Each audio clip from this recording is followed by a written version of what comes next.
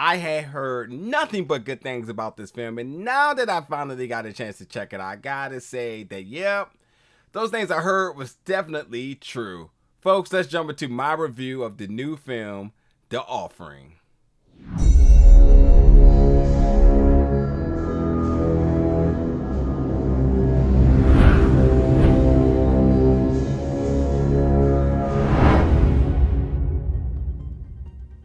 What's up, everybody, and welcome back to the channel today for another review. And today we're going to be reviewing the new film The Offering, which is coming to theaters and digital January 13th. Now, I did get a chance to check it out digitally, but I'm going to tell you that you might want to check this one out in theaters.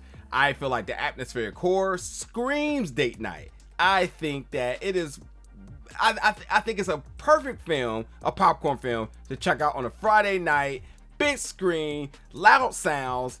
Oh, be ready to be scared. Oh, there's tons of different horror elements in this film, from jump scares, the low light, the chilling score, demonic entities, all those sorts of different things is all in this film. So I definitely think you want to check this one out in theaters. Now, I missed this film. It did show at Fantastic Fest, which I did cover this year, and I have no clue how this one slipped under the radar. I did check out a lot of films, so it does happen.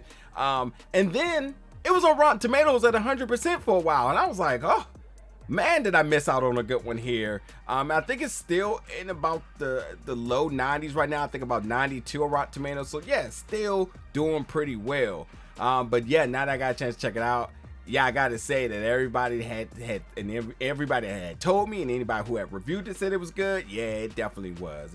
I enjoyed this film. But this film stars Nick Blood, who is Art, who returns to a childhood home in Brooklyn with his pregnant wife, Claire, played by Emily Wiseman. Now, here's a couple of things here. Art is trying to really reconcile his relationship with his father's soul, because one, they haven't always seen eye to eye. Art mother and Soul's wife passed, and beyond that, Art is dealing with some financial issues. I think the whole family's dealing with financial issues, and this is a chance to not only clear some outstanding debt, but I think when you're bringing a child into the world, you want to have that child circled around all the love he or she can have. And I think this is a perfect opportunity before the baby is born to really work on some, issues within the family. So Art and Claire sort of have that mission of saying, hey, I think this is a good thing, not only for you, Art, but for the baby, and obviously for us in terms of you being able to make some money. Now, anywho, Soul is he's an undertaker for a local Hasidic community.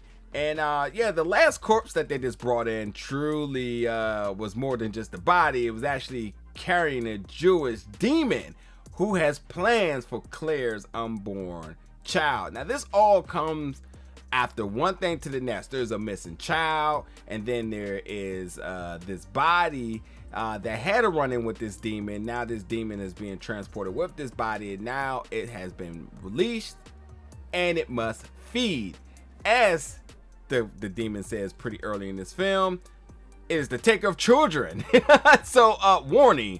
And beyond that, I mean, listen, they laid the foundation of the plot of this within the first 10 minutes, but after that, everything else is this completely horrifying.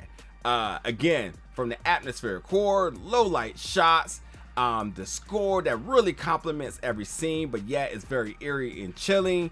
From things in the background that you think you see that may or may not be there. The people, the characters on the screen are probably emulating the same thing that you're doing. The demonic creature, when it's revealed, hella scary. There's a lot that this film does, even like hallucinations and the tricky mirrors and all that. They do it all here. And I think that what I really liked about this film is with the character Art. I think Art really portrays a very natural, instinctive character in which what a lot of the viewers would do. Obviously you want to protect your wife and your child, because truly you need to get to the bottom of this curse before it's too late. And I think his responses to certain things just makes sense, and at the same time too, he still has that tension with his father and the folks around his father, and everyone can tell that there's an issue, and obviously he's still trying to provide for his family with the idea that he needs to work in order to do so. So he's definitely in a tough position, but I think he navigates in a way that I think is responsible, in a way that a lot of us would kind of handle it being put in this situation.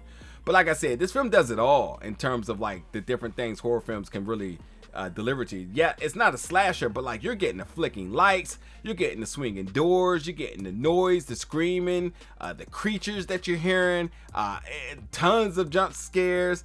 And then when you get those demonic noises and screaming, I mean, they send a chill through your body, your hairs on your arms raised and on your back and your neck, all that other stuff. It's crazy. And listen, this demon has a simple rule, like, hey, a life for a life, or in this case, a life for your wife. And what are you going to do here? You got to protect them, so you got to take it head on. And it gets real for some of these characters that may be doubting. It gets real really quickly for us. So the film definitely has these moments where you're definitely jaw dropped, like, oh wow, they did that. Yeah, they definitely did. So and certainly I think that when you talk about the genre of horror it's definitely like a new refreshing take on like what we know to be a haunted house genre or subgenre of horror. And when you have this sort of ancient demon that's in it and the story behind it, I think that just adds another layer to it. And they got to figure this all out as bodies are starting to drop and Claire baby is next. So what were they gonna do? But anywho, I enjoyed this film. I definitely again think this is the film you want to check out. I think the ratings on Rotten Tomatoes speaks for itself.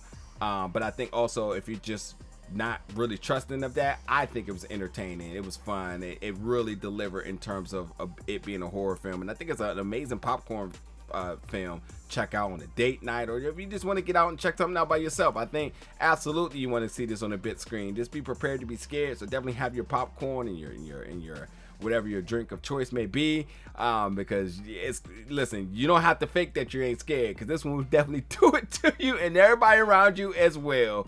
So yeah, folks, check out The Offering again in theaters January 13th. Jump in the comments, let me know your thoughts about it when you do, and as always, stay tuned for more reviews very soon.